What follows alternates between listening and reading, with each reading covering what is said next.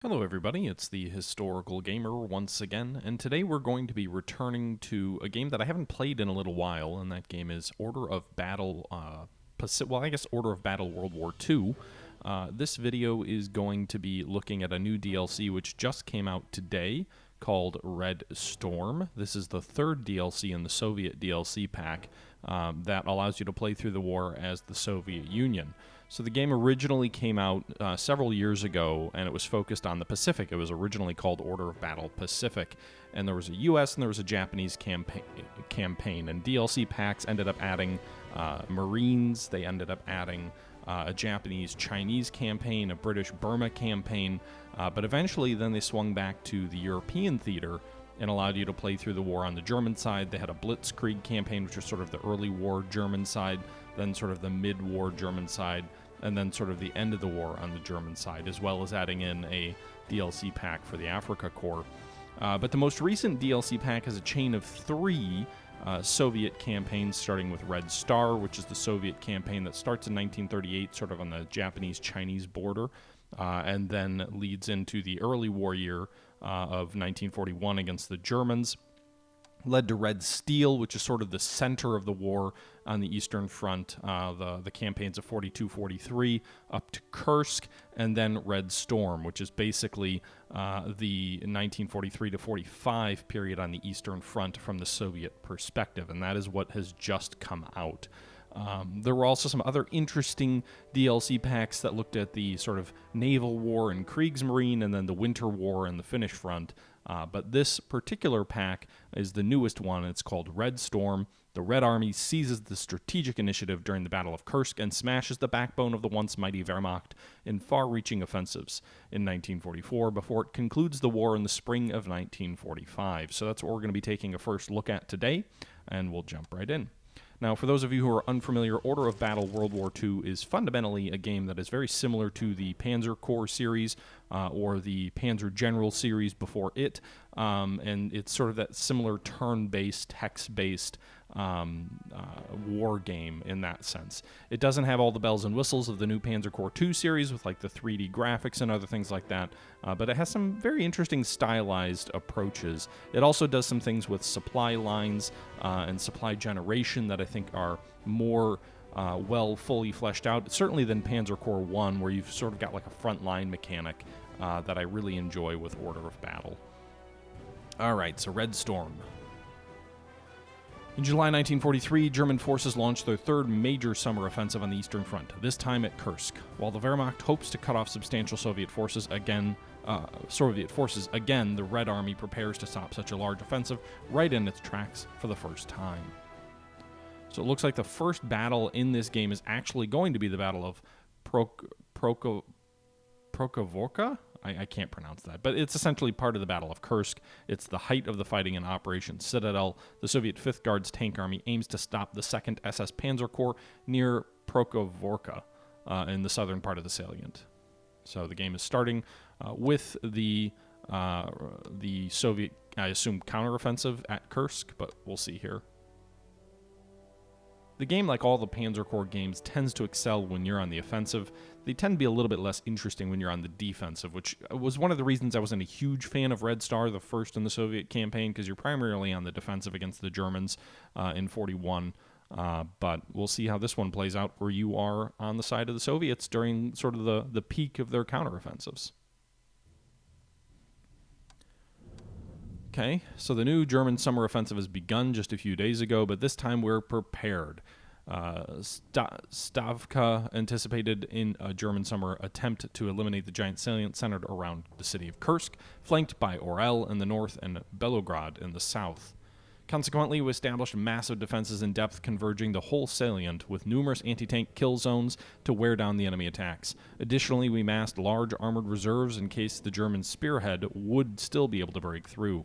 While our defenses are holding in the northern sector, the picture here in the south is different. The 2nd SS Panzer Corps has managed to break through the first two of our defensive belts and is now advancing along the railroad to Kursk toward I'm just going to stop even trying to pronounce that. Your forces are ordered to join the counterattack of the 5th Guard Tank Army. It is imperative to contain the German offensive here and now. Cause heavy losses to elite SS Panzer formations to stop their advance, but expect fierce clashes with their most advanced tanks, which can unleash considerable firepower. Okay, so it is starting with a counterattack. To counter the German attacks, we're forced to commit large numbers of tanks ourselves, and we still may have to accept serious losses on our ground to stand our ground. Enemy attack aircraft are expected to support their ground forces, so provide fighter cover now. Okay? So our objectives in this battle are to never lose the primary objective. Tanks must cause damage of 100 to the enemy, and deploy at least 5 core tanks. We currently have 6 out of 4, I believe? 6-4, so it looks like we've got 6 core units out of a minimum of 4, or maybe we need to put one more in. That's a weird way to do the decimals. Yeah, no, it means we've got 6 out of 4. That's weird. Destroy 12 enemy armored vehicles. You can play this campaign with a predetermined core force or compose a custom one from scratch. So this is the 3rd game in the Soviet DLC chain, so I believe the way it'll work is you can actually bring your core units from your previous DLC packs forward into this game and load those, or create a custom force or use a predetermined force. I'm just going to use the predetermined force. I'm not going to build my own custom one. Okay, so one thing we might do though here is you can see we've actually already got a considerable number of armored units here. It's not it's a pretty big map for a first battle in a DLC pack, but remember this is the third battle, if you will, in this DLC pack. So it's not really going to start you off small in the way that the first Red Star does when you're fighting in the east against the Japanese. We do have 1,100 requisition points, if you will. We've got 13 core slots available to us and 9 air slots. So actually, let's go ahead and purchase some units here. I'm going to go ahead and we can purchase American M4A2 Shermans. Huh. Love the Lend-Lease, right? Or we can go with, our own T-34s, KV-1s, Su-122s. They take up quite a bit of your core slots, actually. It's interesting that all the armored units take up 6, with the exception of the KV-1, which takes up 7, and the Su-122, which takes up 5. I'd like the 1934... I'm not sure what the difference is between the OT-34 and the T-34 mod 1943. It looks like the T-34 mod 3 is better... Let's see here. Defense against what? Land? So it's better defense against land. It's better... So this tank looks better in all respect. Oh, wait, no. Am I getting them confused? Yeah, it looks like the T-34 43 is better than the OT-34 in all respects, despite the OT-34 having a higher cost.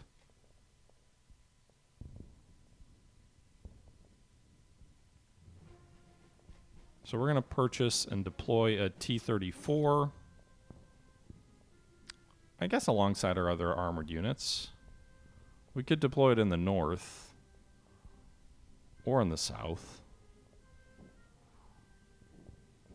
I'm just not sure where it makes the most sense. You can see there's a German column here. There's a German column here in the center of the line. So I guess we'll deploy it up here in the north. And then we're also going to purchase, we still have money left over, some air units. So we're going to go ahead and purchase some, you can go with P-40s or P-39s or LAG-3s or LA-5s. I'm not sure what the best units here are. I don't know Soviet air units all that well. Actually, looks like the P-40 is better in a lot of respects than the LAG-3. Even the P-39 is better. That's weird to me. The P-39 was definitely not the Soviets' best fighter aircraft, but based on my reading of these stats here, it's better in most respects. Actually, the LA-5 is better at attack against air units. It's a better dogfighter, which would make sense.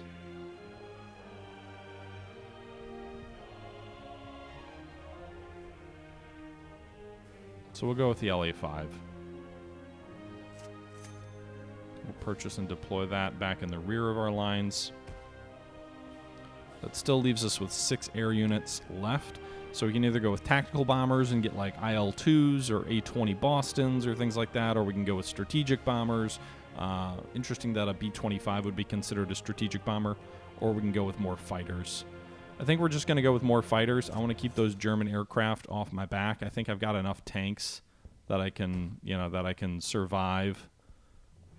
But I'd rather, swarm the enemy fighters and get those guys out of the air first. So that uses up all our air slots. We've got 7 more ground slots. Let's go ahead and get a KV-1. One of those gigantic tank units. And we'll deploy it in the north as well, I guess. So we can kind of turn the enemy flank. Okay. So I think that'll end... Well, actually, no. We need to deploy some of our heroes. So this guy is a +2 attack land, mechanized, +1 infantry, and +1 infantry defense. So we'll deploy him here with this experienced well, let's deploy him with our KV-2 or KV-1. Then we'll go ahead and we've got this guy here who's another sort of tanker, if you will. T-34, a lot of T-34 mod 1s. T-34 mod 3 or 1943.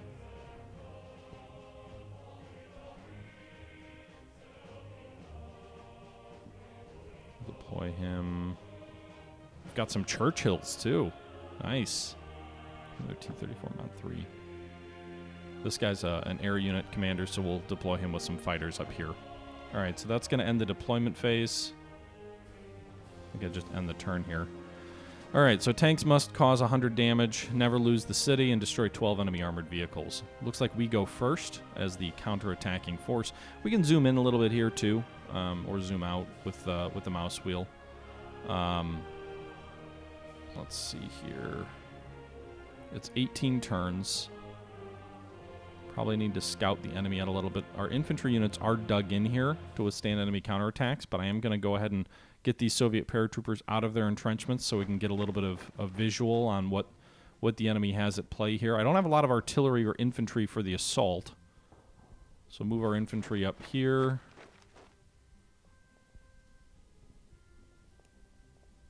Move our armor up in behind them. You can see there's some German anti-tank guns over here. We'll attack this German infantry. German heavy infantry. They are dug in.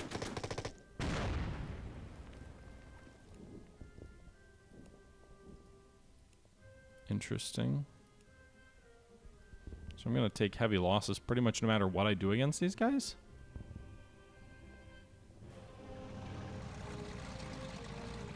Or is this 4-0 on them? It's on them. Alright, so we drove them back. We'll pursue. Continue to drive them back. Alright, so we discovered the enemy armored units here. I can't quite get to them this turn by the looks of it. So this might actually be a bit of a problem for us because our initial attack is being blunted by these German infantry and anti-tank units. But it looks like we're actually going to end up being unable to reach out and hit the enemy armor to our front. So they're going to get the advantage of attacking first, really, against our armored column.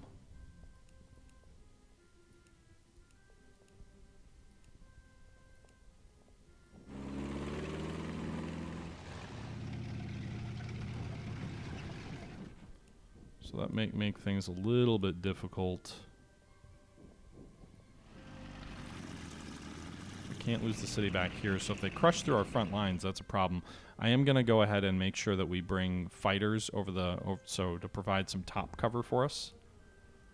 So we've got all these fighter aircraft back here. Can they reach? Their range is pretty shit.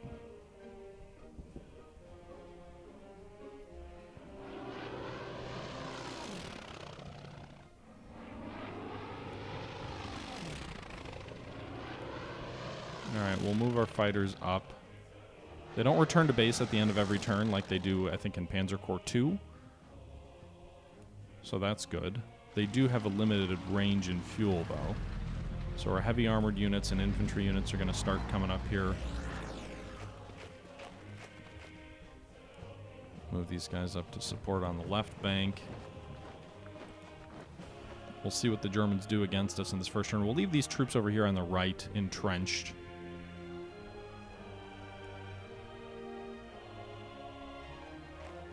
Well, we just discovered a massive enemy formation over here with my infantry moving out of whatever the name of that town is.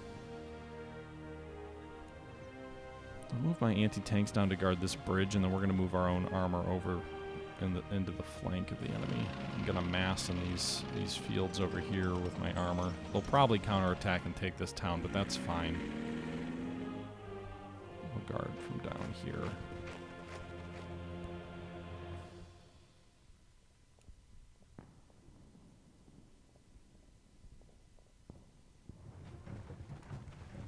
Okay. And this is my first time playing this, so take that for what it is. I mean, I've played this game a lot. I just haven't played this DLC pack. It's been a while since I've played, though. All right, so we'll move our armor forward here. We're going to form one cohesive line in the open fields here to the north.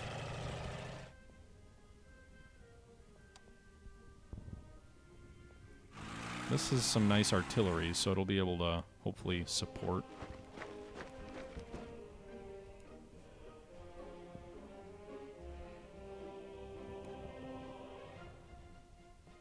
Could move around to their flank potentially by moving across this bridge, but I'd actually rather swing this armor south to try and pinch off the central German advance.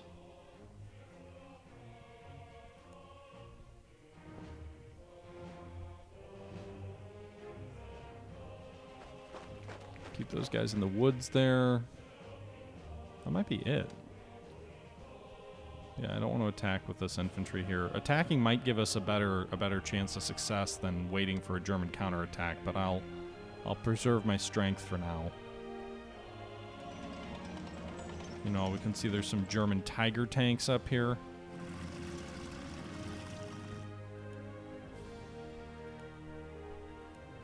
So you can see right here there's German Tigers.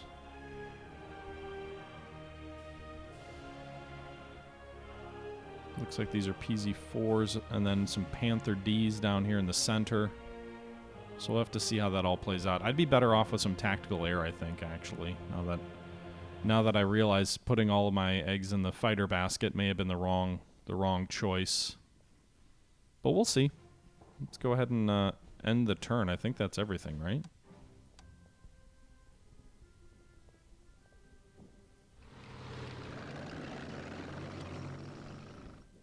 Just units I don't want to move still, or don't want to move further.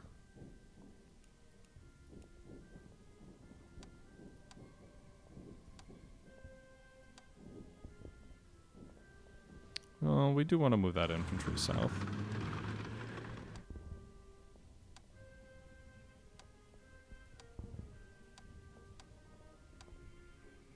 Yep, just troops I don't want to move. So let's go ahead and move forward to the next turn. And see what happens here. Okay, so enemy artillery is hitting our infantry in the south. Their infantry is using mortars. The infantry we chewed up pretty bad using mortars against our troops. Looks like some self-propelled artillery is coming up here to pound our anti-tank guns on the opposite side of this river. Doing quite a bit of damage there. Meanwhile, their armor moved forward here, crossing that bridge, also engaging our anti-tank guns. Those anti-tank guns didn't really do anything except be a speed bump. And then their infantry moves forward here as well. So turning our flank to try and deal with these troops down here may be a mistake as the enemy wipes out, I'm assuming wipes out. Oh, nope, just pushed back that anti-tank unit. Meanwhile, this pocket here, driving against our infantry advance near Vinogradovka.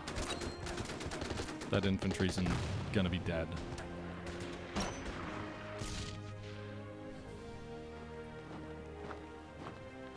Well, at least we discovered where a large enemy pocket of units were. That's one positive, I suppose. And they're dead. Their armor's going to move up near that river line. Actually, that armor's going to be ideally positioned for me to attack it. My main concern is I don't have enough artillery to support my advance. They're going to be dealing with enemy artillery while we try and attack them. Heavy infantry is attacking our lead armored elements here. It's about an even fight there. PZ-4 is moving forward against our infantry, I think. Tigers also. Our infantry are in the woods here. Nope, they're attacking our armor on the flank. Their Tigers are chewing up that armored unit pretty well. Their PZ-4's doing a good job too. Their armor's just doing a much better job against us, at least on the offensive. Now, some of our troops are a little bit suppressed. This unit has yellow, which means it's a little bit suppressed.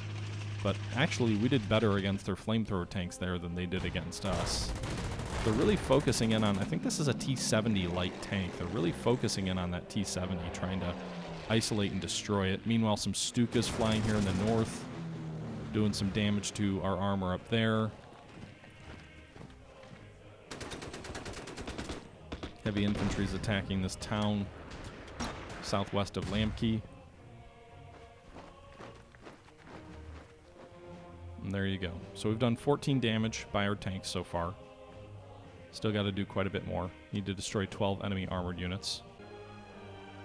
I don't really care.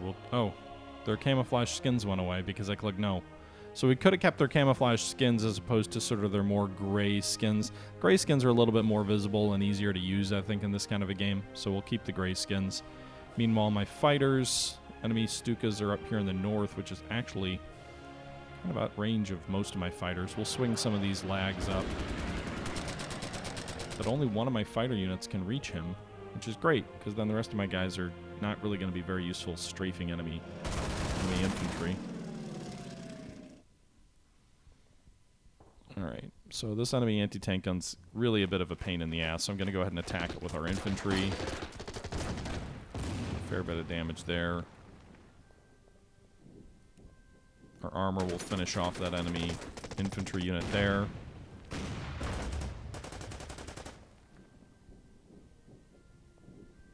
Okay.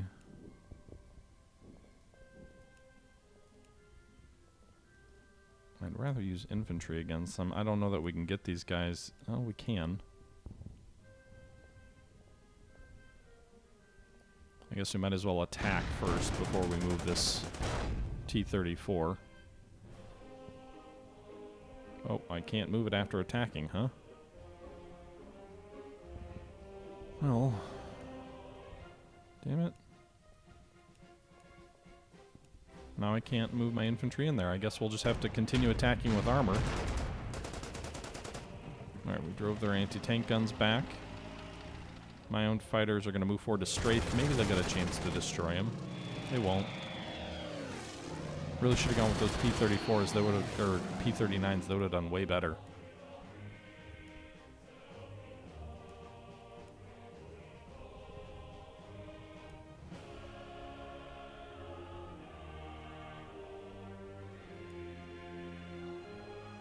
Interesting that our infantry can get a 1-3 against their armor, but my armor does worse.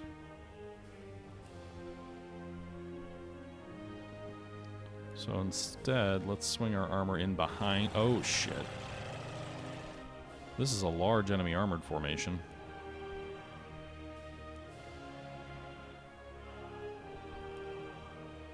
I was going to try and swing them in behind their armor, or their infantry, and surround their infantry, but that didn't work.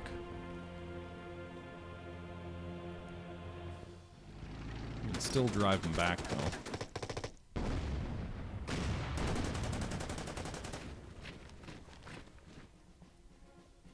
So we'll finish those guys off here on the flank. Their infantry attack against this town will fail, at least for now. Oh my god, that's a lot of armor.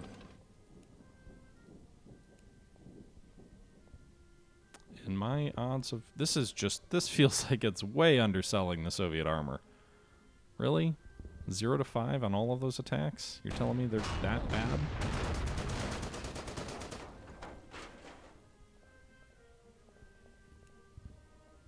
I don't buy it.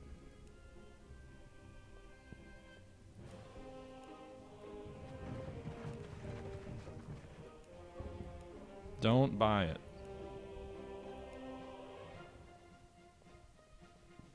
Move my infantry forward here to kind of act as a bit of a sponge.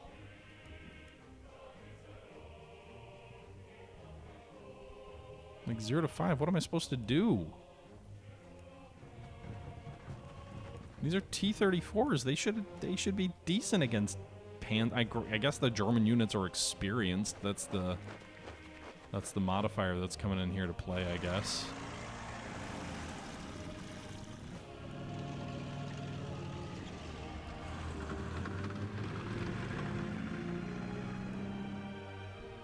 Alright, so they drove our infantry back here. Our anti-tank guns back. So we'll attack these guys. Nice little counterattack there, driving that enemy infantry back. Retaking this town. At least temporarily stalling their drive.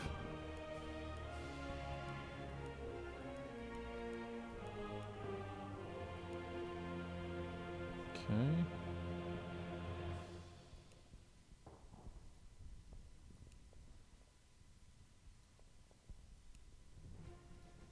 Alright, we're gonna swing our infantry across that bridge. I think maybe I should bring my anti-tank guns up.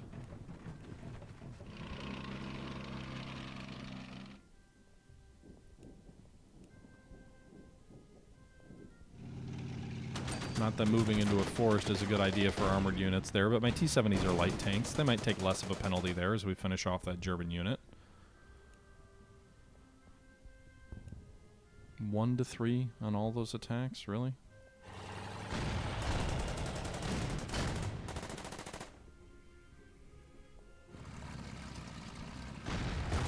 What is this? German engineers are in these forests here?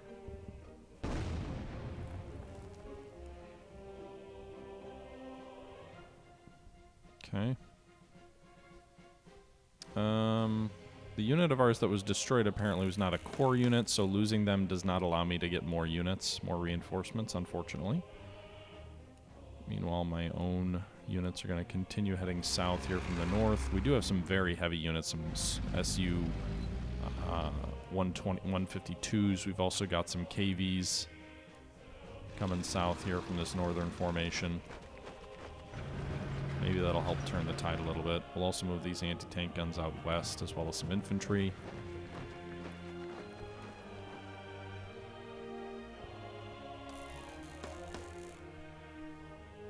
One to one on that attack. I just don't get why you can't move after you attack. That's different. The flame panzers aren't very good. That's good for us at least. And they've got some Stugs, which apparently are vulnerable. Alright, so we can do 3 to 2, 2 to 3. This guy's also set up an artillery at the moment, so we'll go ahead and maybe pound those Tigers. Hopefully it'll disrupt them a little bit. Do a little bit of cohesion damage. We'll attack these Stugs with our infantry. We'll attack them with our T-34s. We'll swing our infantry in here and attack again and drive them back. So we drove those Stugs back. They took a good amount of damage. We also took half the damage out of these flame panzers.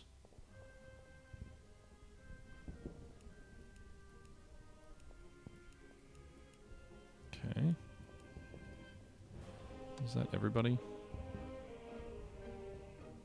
I'm not going to attack with against enemy Tigers here.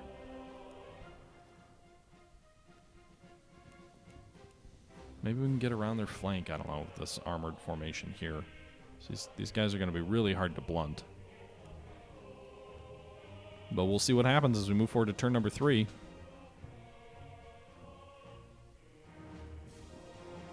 It's weird that the cancel is on the right and the continue is on the left there. It always kind of confuses me a little bit. Alright, so their attack air is going to keep hitting our armor there and doing some damage. I should have well, I didn't bring my other fighters north, did I? So they're still going to be out of range of the rest of my fighters. Meanwhile, their infantry is going to come up and attack my T-34s and do a fair bit of damage. They'll take some casualties themselves, but that's going to weaken my armor for their own armored counterattacks. Are those Stugs firing in artillery support?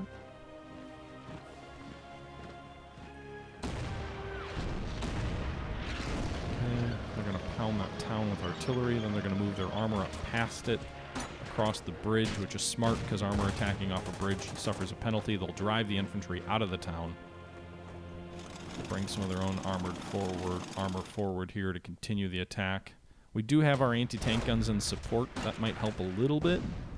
Not much, apparently, as they drive them back further. And their infantry engineers come up here, or pioneers, I think, and finish off that infantry unit. Okay, so that unit gets wiped out. Enemy feels like they're firmly across that bridgehead in the north. Yikes, those T-34s took heavy losses. Why you retreated into the river, I don't know. You should have retreated back past your own men. Now the Panthers can attack and finish it. Although you get hit by artillery again first. Then you'll get some Panzer IIIs probably to move up and attack. I don't know, they're all moving up first. We'll see what they attack with. Their engineers versus our T-34s first. Soften them up a bit. That one didn't work out for them. Then their Panther Gs attack our T-34s.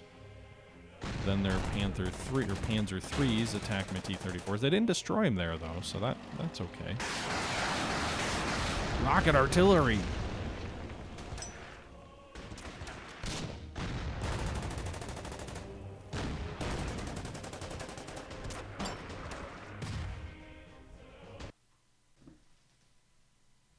So I think that's going to do it for our first look at this new DLC pack, Red Storm, the third in the Soviet DLC packs in Order of Battle World War II.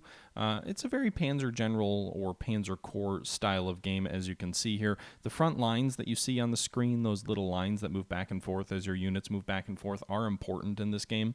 And I think it's an interesting way to model it that a lot of similar types of games before Order of Battle really didn't do. They had supplies, they had fuel limits, they had things like that, but they didn't really do a lot of modeling of fronts and supplies in as complex a way as Order of Battle does. Not that it's a complex game; it's an easy game to pick up and play. But I do think it does some things well and introduced some new mechanics to these types of games. It's very much, again, though, in that sort of Panzer Corps style of gameplay with the turn-based, hex-based units, with sort of the aggregated strength in terms of hit points. You gain experience with units as they fight more. You lose experience as you replace them with green troops, or you can spend more money to replace them with veterans to maintain that experience. You earn prestige based off of in some battles it's just sort of a stock. You get this much every turn. In some battles it's based off of taking certain objective points or things like that, and then you get them when you win battles and other things. One of the other things that this game does a interesting job of is providing sort of unique events that pop up between turns and things like that as different things occur. So like in this battle, as it becomes apparent the Germans have committed a large number of air units, you get a random pop that tells you, hey, you can actually raise more air units, or you get more reinforcements or things like that. So I think the scenario design is pretty well done in these games. But generally speaking, it's another one of the many DLC packs for Order of Battle World War II, and I think it's probably going to be a pretty enjoyable experience. This was literally my first look at it, so this is still pretty raw, still a pretty raw impression. One thing that does stand out is just how good the Panzer Corps II graphics look when stacked up against some of the old 2D sort of counters to this. I don't think these are 3D units anyway, but it's a little bit more granular than Panzer Corps II is in terms of its presentation. It's a little bit more earthy tones, a little bit less sort of vibrant, clear unit modeling, which could be something you enjoy, or it could be something that might recommend Panzer Corps II to you more. But I find myself enjoying the scenario design and the variety that Order of Battle brings. Let me know what your guys' thoughts are. We can play through the rest of the battle. We can show the rest of this if that's something you'd like. It is going to be a longer battle. I didn't want to do a 2-hour first look video, so we're going to cut it off here. But let me know if you want to see more Order of Battle. It used to be a staple on the channel when it first came out years ago, but it's been a while since we've shown it, so I'm curious to see what all of your thoughts are. With that being said, that's going to be it for today. Hope you guys enjoyed the video. Leave your thoughts down below. And until next time, this is the Historical Gamer saying once again, thank you very much for watching. And until next time, I'm out.